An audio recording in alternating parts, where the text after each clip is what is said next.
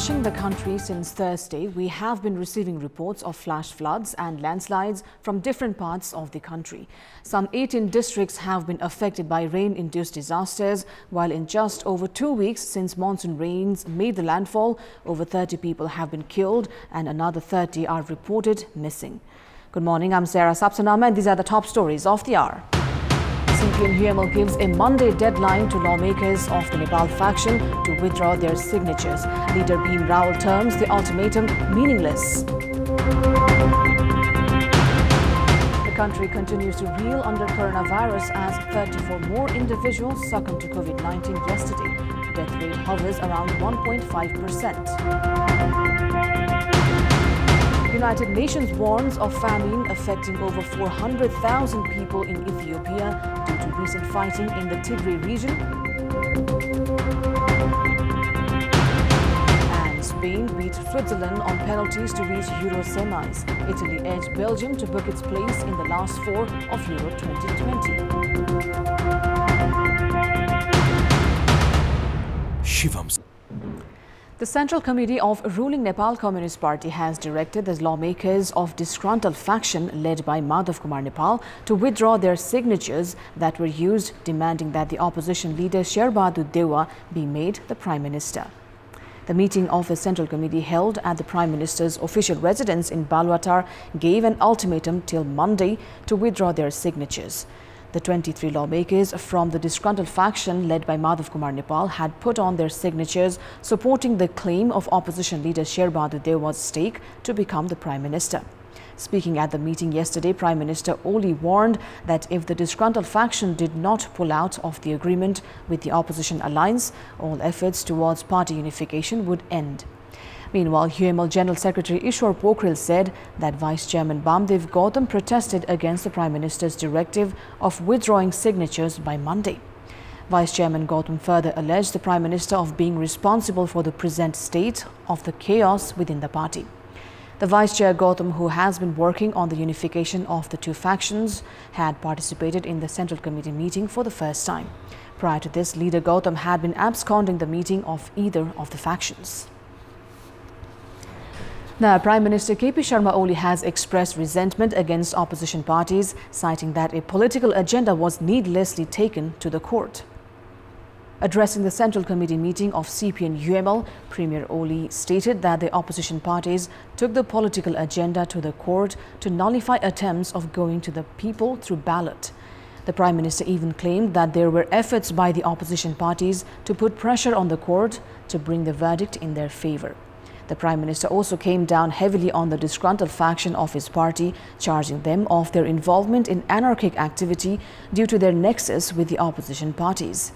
In a different context, the Premier claimed that the anti-COVID vaccines would be available to all their countrymen within the next 5 months. Meanwhile, the country continues to reel under coronavirus as 34 more individuals succumbed to COVID-19 yesterday, taking the country's death tally to 9,179, while the death rate hovers around 1.5%. The total number of COVID-19 cases has crossed 642,000 as 1,391 more individuals tested positive yesterday. According to the Health Ministry, 6,566 tests through the PCR method were carried out yesterday, and the infection rate now stands at 4.5%. Meanwhile, 3,451 individuals registered full recovery, taking the recovery tally to over 603,000 and the recovery rate to 94%. Based on the Health Ministry's report, currently there are 29,274 active cases, out of which 26,336 are in home isolation, 632 in intensive care units, and 101 on ventilator support. Meanwhile, an agreement has been signed between the Nepal and China government to procure COVID-19 vaccines manufactured by Sinopharm. As per the agreement, Nepal will start receiving vaccines from the Beijing-based manufacturer weekly from 8th of this month. The ministry informed that the vaccine campaign will be expanded once vaccines are supplied on a regular basis. Now, the delay in vaccination drive against coronavirus is having a telling impact on foreign employment, further compounded by the policy taken by Saudi Arabia and Kuwait, among other labor destination countries, of providing employment to workers who have been fully vaccinated. The major labor destination country of Nepali youths, Saudi Arabia has directed against employing migrant workers who have not been vaccinated. The authorities in these destination countries issued a letter showing willingness to vaccinate the workers on their own expenses, which was received by Foreign Employment Department through Ministry of Foreign Affairs on Wednesday. It is, however, unclear whether the employer companies will vaccinate the workers in Nepal or Saudi Arabia. Manpower companies, meanwhile, are apprehensive that the employer companies will prefer laborers from countries that have vaccinated their citizens. Kuwait government has also directed to employ workers who have been already vaccinated. Likewise, many companies in Gulf countries have begun saying that they would not employ workers who have not received the jabs. The government at the moment, however, is not able to arrange the life-saving drug for workers seeking foreign employment. Demand for laborers has gone down significantly due to the COVID-19 impact this fiscal year. As of mid-June, demand for 140,000 laborers had been registered, which is 58% less than the demand registered a year ago. Manpower companies have failed to provide laborers as per the demand due to inoculation guidelines. Foreign employment remained badly hampered due to the halting of regular international flights for at least a month as well. United Arab Emirates, one of the major destination countries of Nepali youths for foreign employment, meanwhile has denied any migrant workers considering the risk of COVID-19. The economy of the country is largely sustained by the remittance inflow from youths engaged in foreign employment. More than 500,000 laborers have returned to Nepal within this year alone due to the impact of COVID-19. The country's economy is certain to be affected if the government fails to inoculate youths on time. The failure of workers to reach the destination countries due to lack of vaccines amid decline in demand for laborers is also likely to affect the country's remittance turnover. A number of highways have been disrupted due to floods and landslides caused by incessant rainfalls in various parts of the country. A 14-year-old boy was killed in Khotang in a landslide caused by heavy rainfall. Local police have informed that the deceased, identified as Raju Sarki, died after being buried in his house by the landslide in Tuachung municipality of Halisi, Khotang. Likewise, 10-year-old Milan Sarki and Lana Sarki were injured in the same incident. Meanwhile, arable lands have been inundated in Myagdi of Tanahu and Bias region, among others. Various places have been submerged in Bara due to incessant rainfall. Cultivable lands have been flooded with Basaha, Balganga and Dudhaura river water. The water levels in the river too have crossed danger level. Roadways in Tanahu, Dhading and Chitwan have been obstructed due to heavy rainfall. According to the Home Ministry's statistics, 18 districts of the country are affected by the floods and landslides. With the onset of monsoon season this year from 14th of June, the country has witnessed 178 different incidents of floods and landslides in just over 2 weeks' time. Meanwhile, 33 individuals have died in the water-induced disasters, whereas 30 more individuals are still missing. According to government data, 483 houses have been completely damaged, while 112 houses are partially destroyed.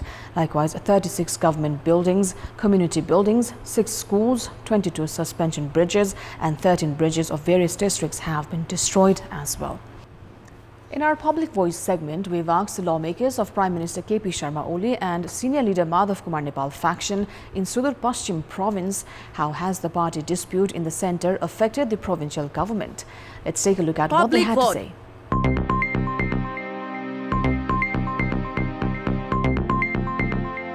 एमालेको विवादको ठूलो असर प्रदेशहरुमध्ये सुदूरपश्चिमाञ्चलमा पनि परेको छ।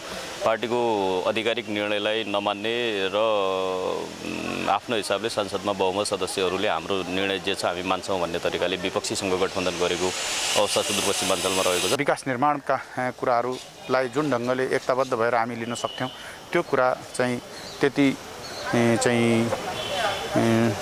सुरक्षित ढंगले अर्थात सबैका भावनाहरू खेल्ने तरिकाले हामी जान नसकेको अवस्था पनि हो। समग्र राजनीतिमा त अब देशका लागि यो नकारात्मकै प्रभाव परेको अब प्रष्टै छ। प्रदेश सभा सिंगो रूपले एकीकृत तरिकाले उभिनु पर्थ्यो, त्यो उभिन नसकेको सन्दर्भमा नेकपा एमालेलाई मात्र घाटा नभइकन यहाँको सुदूरपश्चिमको जनतालाई पनि घाटा भएको छ।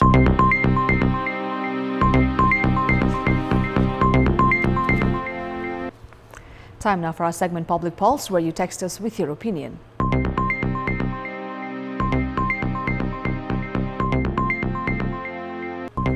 question is, what's your take on the silence maintained by monitoring bodies despite anomalies on corona tests by laboratories? Your options are A, lack of responsibility, B, result of nexus, and C, lack of resources. The voting is on. Type NEWS, select your option A, B or C and send it to 34001 to share your opinion with us. Time now for our special segment, Media Watch.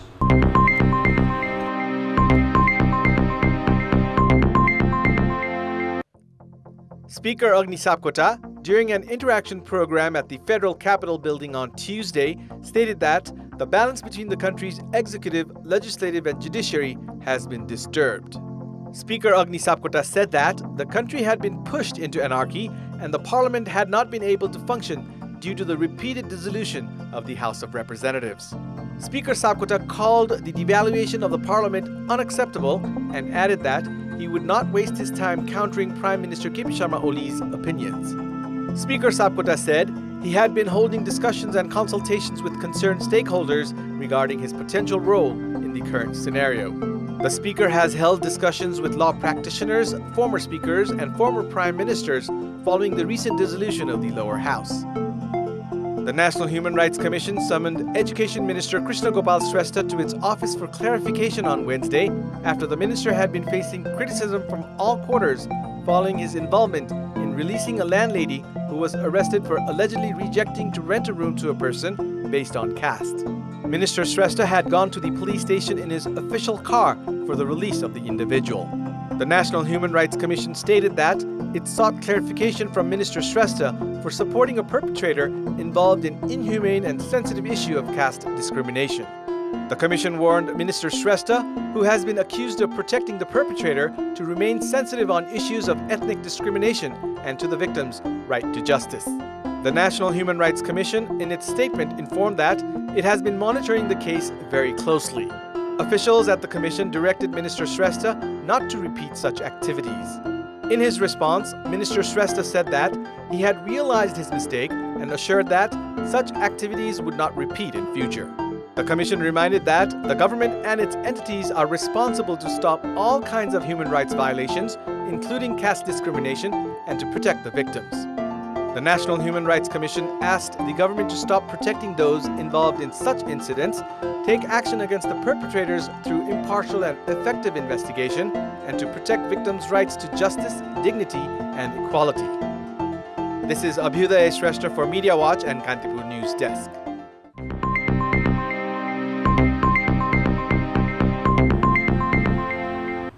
That's all for the moment. Thank you for watching. Have a good day.